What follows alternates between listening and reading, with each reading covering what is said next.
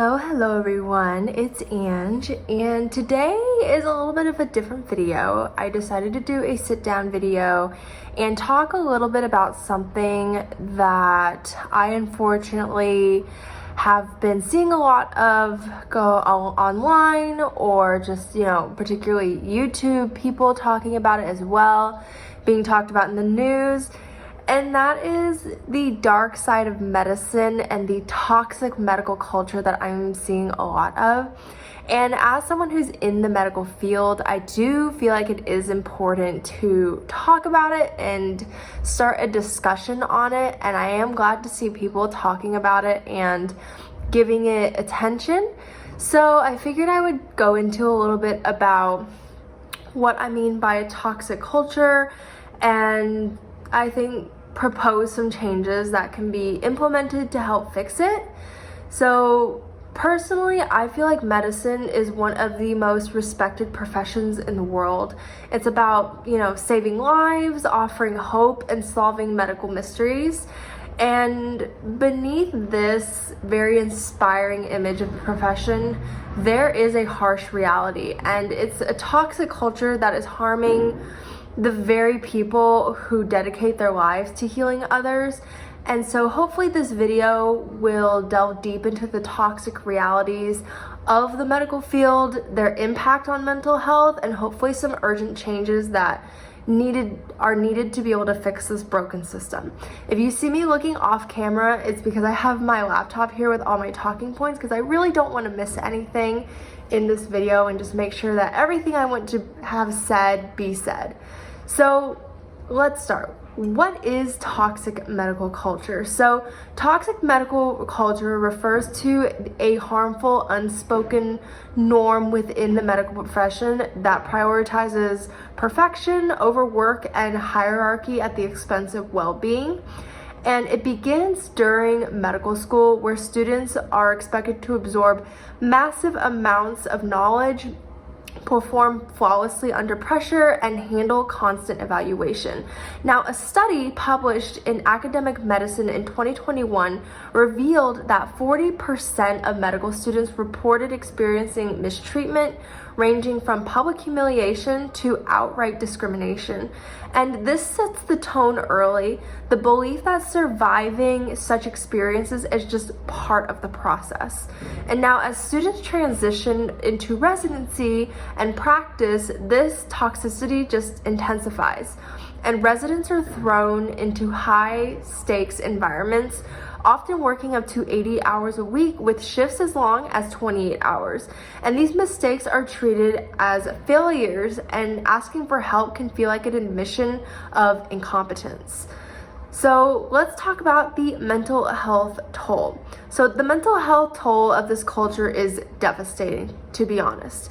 Now, burnout, which is a state of chronic emotional, physical, and mental exhaustion, is alarmingly common. And a 2022 survey for Medscape found that 63% of physicians reported experiencing burnout, with rates even higher in specialties like emergency medicine and critical care. Now, depression is also very widespread, and a meta-analysis in JAMA found that nearly 30% of medical students experience symptoms of depression, compared to 8% in the general population.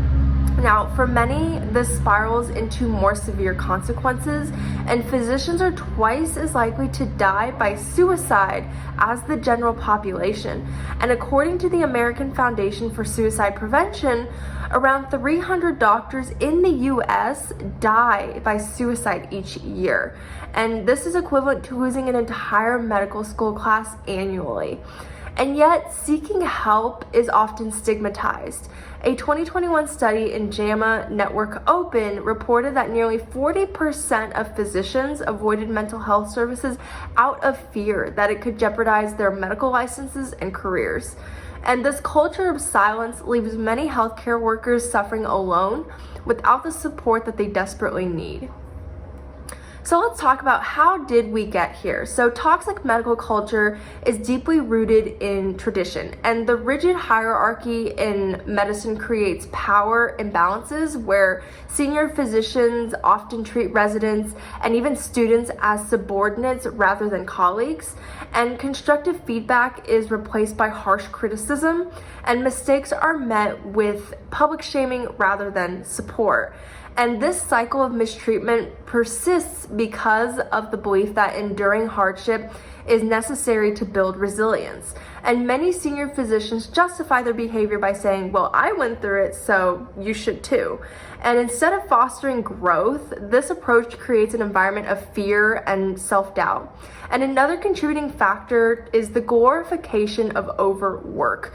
Long shifts and sleepless nights are seen as badges of honor, but research in the New England Journal of Medicine shows that sleep deprivation significantly increases the risk of medical errors, putting both healthcare workers and patients at risk. So now let's talk about how toxic culture affects patients, the people that we got into this career to help. So the ripple effects of toxic medical culture don't stop with healthcare workers. It impacts patients. Burnout and fatigue impair cognitive function, decision-making, and communication skills. And a 2018 study that was published in the Joint Commission Journal on Quality and Patient Safety found that burnout is associated with a 200% increase in medical errors. That is unacceptable. And patients notice this too.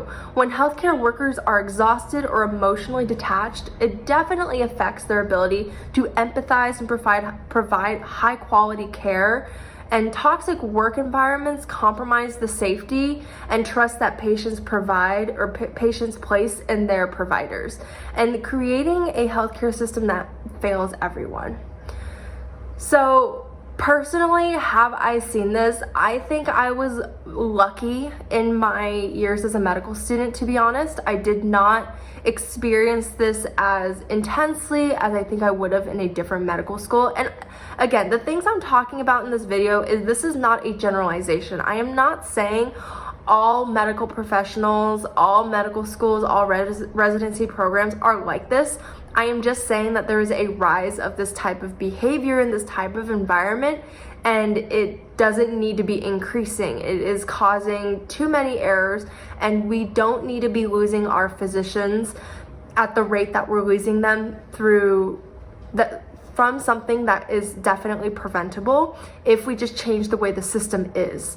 And so personally, I have experienced a little bit of discrimination, I think. And that's not coming from, it's not a racial thing or anything like that. More so, I think it was a hierarchical issue where I was just expected to know nothing and to not be able to do anything because of my status as a medical student instead of, junior doctor or intern or resident or whatever it was. And during my surgery rotation, my general surgery rotation, I did experience a little bit of discrimination on the more based on gender, so some gender discrimination, and that's because I expressed interest at the time in a field that is very male dominated, and they had some opinions that they felt like they could express to me. So I have definitely seen some of this, but I was very lucky to have good programs that I went through where there was a good level of respect. Like even our teachers at school would address us as doctors, and they didn't need to. We didn't have that title officially or legally, but they did that as a sign of respect. So I feel like what I'm talking about here, unfortunately, has been from what I've read in the media and also what other friends have told me who have gone to different medical schools apart from mine. So that's more for this, not specifically for my experience. Anyway, so what can we do or what can be done to fix this? So addressing toxic medical cultures requires systemic change. As with any other thing, right? It all starts with systemic change. And here are some actionable steps that I think can be taken in order to address this issue. So the first one is to normalize mental health conversations. Now, I do think with the help of social media, this has gotten a lot better, but hospitals and medical schools must destigmatize mental health. Confidential counseling services, peer support groups, and open discussions about mental health should be standard practice.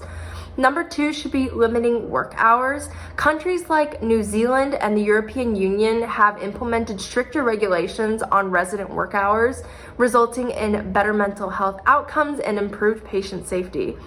And number 3, I would say, is to promote mentorship over hazing. So senior physicians should serve as mentors, providing constructive feedback and guidance rather than criticism.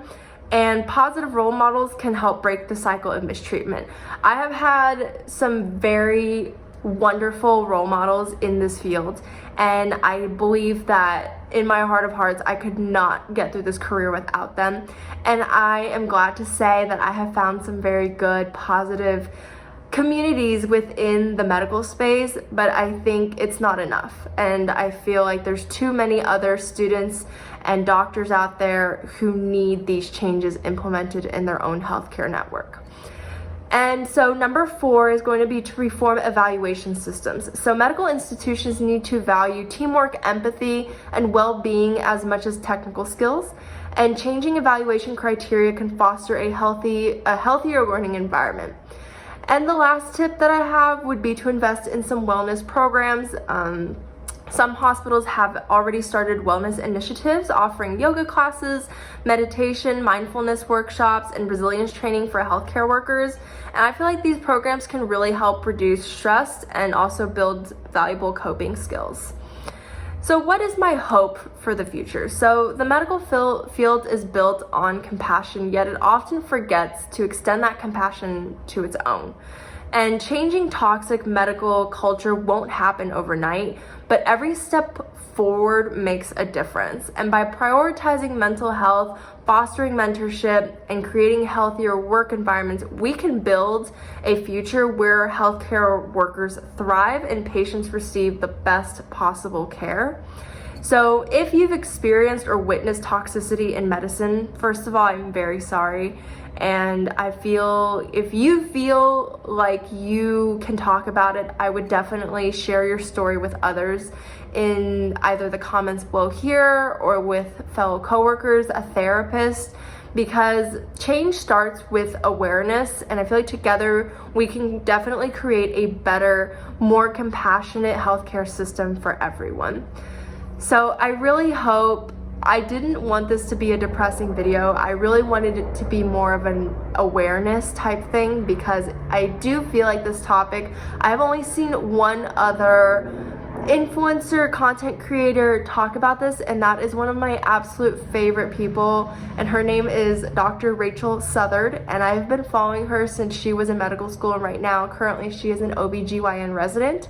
I don't know her personally, but I love her videos, and she is really the first person I've ever seen talk about mental health in the healthcare space at an openness that I've never seen before, and I really appreciated that. And I felt like it was also on me to, even though I don't have a big following, I feel like the little bit I can do to spread awareness about this issue is the part that I can play, if you know what I mean. So anyway, I hope you got something out of this. If you are in the healthcare or medical field, I really hope you can find that community of support, and just know that not all healthcare workers, not all physicians are like this. This toxic medical culture is not seen everywhere, and I'm eternally grateful for that, but there does still need to be changes, because it should be a field where the healthcare workers are treated with respect and kindness and compassion, and not hazing or bullying or discrimination. So anyway, I'm gonna close out this video, you all. I hope you got something. I was gonna say I hope you enjoyed, but this isn't for the purposes of entertainment. It's for the purposes of giving information. So I hope you all got something out of this. If you feel like you can, give this video a like and comment something very positive down below. Remember, we're all about building a good, positive community. And I will see you all in the next video. Bye.